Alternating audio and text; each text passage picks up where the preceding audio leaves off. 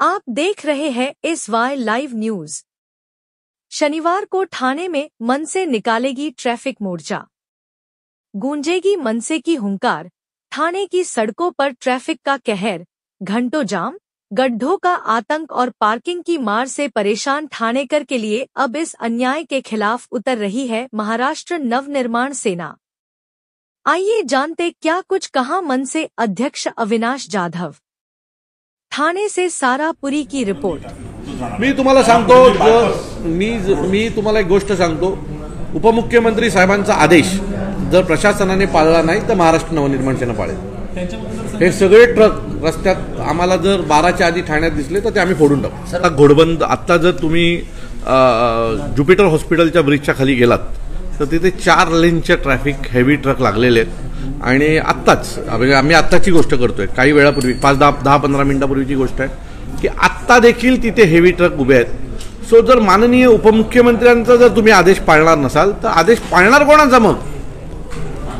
सरकार प्रशासन चालवते की राजकीय नेते चालवत आहेत हेच कळत नाहीये। याच्या आधी देखील अशाच प्रकारचे आदेश परिवहन मंत्र्यांनी दिले होते की डिसेंबरपर्यंत ठाण्यामध्ये हेवी ट्रकला बंदी। दुसऱ्या दिवशी देखील हेवी ट्रक चालू होते। काल माननीय उपमुख्यमंत्र्यांनी हा आदेश दिलेला आहे, त्याच्यानंतर पण ते चालू आहे। सो मला कळत नाहीये की नक्की सरकार प्रशासन चालवत आहे, अधिकारी चालवत आहेत की राजकीय नेते चालवत आहेत। मी तेच सांगतो, आज कारवाई करा, कारण आज चालू आहे। आता मी पाहिलं तर त्याचे फुटेज आणि फोटो देतो तुम्हाला। आदेशच पाळला जात नाहीये ना, मग आज सकाळचा आहे, याच्यात 1-2 अधिकारी सस्पेंड झाले पाहिजेत। बघूया होतात का। मागील अनेक दिवसांपासून ही वाहतूक कोंडीचा सामना ठाणेकर करतोय, जास्त करून अनेक वर्षापासून। घोडबंदरवासियांनी तर रस्त्यावर उतरून याबाबत आंदोलन देखील छेडलेलं आहे। आता मनसे ठाणेकरांना घेऊन एक जनाक्रोश मोर्चा काढणार आहे। माझं मत आहे की आम्ही ट्रॅफिक मार्च काढतोय आणि तो आमचा उद्देश आहे की संपूर्ण ठाण्याचं लक्ष त्या ट्रॅफिक या विषयावर केंद्रित करण्यासाठी करतोय। आम्हाला माहिती आहे की आमच्या मोर्चाने काही लगेच क्रांती होणार नाहीये, परंतु ज्या ठाणेकरांना रोज ह्या त्रासातनं जावं लागतंय, मी तुम्हाला खरं सांगतो, मला दिवसात 10 लोक मिळाली ठाण्यातली तर 8 जण ट्रॅफिकवर बोलतात। आणि हा जर आक्रोश असेल तर तो सर्वसामान्य माणसाचा आक्रोश आहे। मी बोलतो कारण मला सन्माननीय राजसाहेबांनी आवाज दिलाय बोलायला, बरोबर आहे।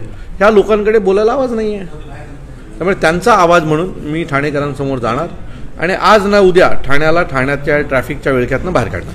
आज उपमुख्यमंत्री रस्त्यांची दुरावस्था असेल तर अशा सीसीटीव्ही द्वारे जे आहेत ते लक्ष करत आहे। सीसीटीव्हीच्या द्वारे लक्ष नाही, सीसीटीव्हीच्या द्वारे वसुली केली जाणार आहे, कारण तो काम वसुलीचाच आहे। तुम्ही सिग्नल तोडलात तर दंड, तुम्ही झेब्रा क्रॉसिंग क्रॉस केली तर दंड, तुम्ही हेल्मेट नाही घातलात तर दंड, तुम्ही अजून काय केलं तर दंड, बरोबर आहे, मान्य। शिस्त लावायला या गोष्टी झाल्या पाहिजेत। मग जे हेवी ट्रक येतात ते एकावर एक असे 4 ट्रक लाईनीत उभे राहतात, त्यांच्यावर का नाही दंडात्मक कारवाई होत? तिथे का नाही नियमांचं पालन होत? सरकार का नाही स्वतः नियमांचं पालन करत? सगळ्या नियमांचं पालन आम्हीच करायचं का? सरकारने आम्हाला चांगले रस्ते दिले पाहिजेत, पार्किंगसाठी जागा दिली पाहिजे, सरकारने आम्हाला ट्रॅफिक मुक्त रस्ते दिले पाहिजेत, या सरकारच्या जबाबदाऱ्या आहेत। ते नियम का नाही ते पाळत की फक्त नियम आम्हीच पाळायचे?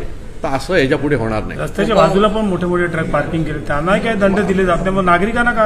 और सर्व्हिस रोड होते ते सर्व्हिस रोड या लोकांनी काढून टाकले, बरोबर आहे। आता ट्रक जाऊन त्या सर्व्हिस रोडच्या रस्त्यावर जाऊन उभे राहतात।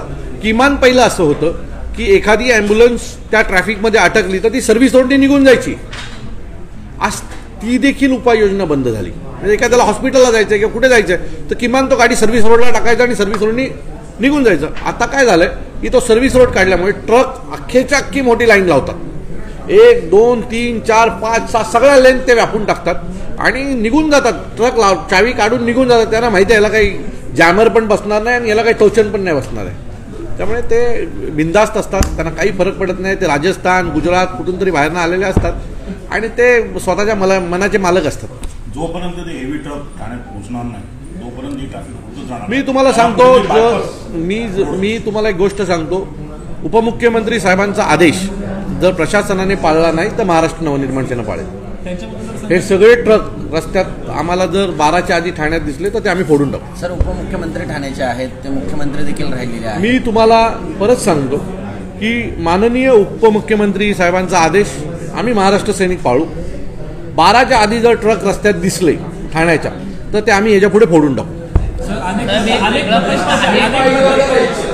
अनेक प्रकल्प आहेत. एक वेगळा प्रश्न आहे, संपूर्ण वाहतूक कोंडीच्या वरती तुम्ही जसं मनसे आंदोलन करतो त्याचप्रमाणे आमदार संजय केळकर यांनी थेट मुख्यमंत्र्यांना पत्र लिहिलेलं समजतंय. बघा ते संजय केळकर साहेब त्यांच्या पद्धतीने आंदोलन करतात, आम्ही आमच्या पद्धतीने आंदोलन करतो. त्यांनी घेतलेल्या कुठल्याच आंदोलनाला आजपर्यंत यश आलेलं नाही आहे. त्यामुळे आम्हाला लोकांना दाखवण्यासाठी आंदोलन करायचं नाही आहे, आम्हाला लोकांना काम करण्यासाठी आंदोलनं करायची, ते आम्ही करू. अनेक प्रकल्प ठाण्यामध्ये प्रतीक्षेमध्ये आहेत, देखील प्रतीक्षेमध्ये. कोपरीच्या सॅटिस जो माननीय उपमुख्यमंत्री साहेब यांच्या विधानसभेतला सॅटिस आज 3.5-4 वर्ष झाले चालू आहे. परवाच्या दिवशी तिथली लोक कंटाळले, ती माझ्याकडे आली होती की अरे हा पूर्ण कधी होणार. म्हणजे 18 महिन्याचा पिरियड होता, आज 3.5-4 वर्ष झाली तो पूर्ण होत नाहीये.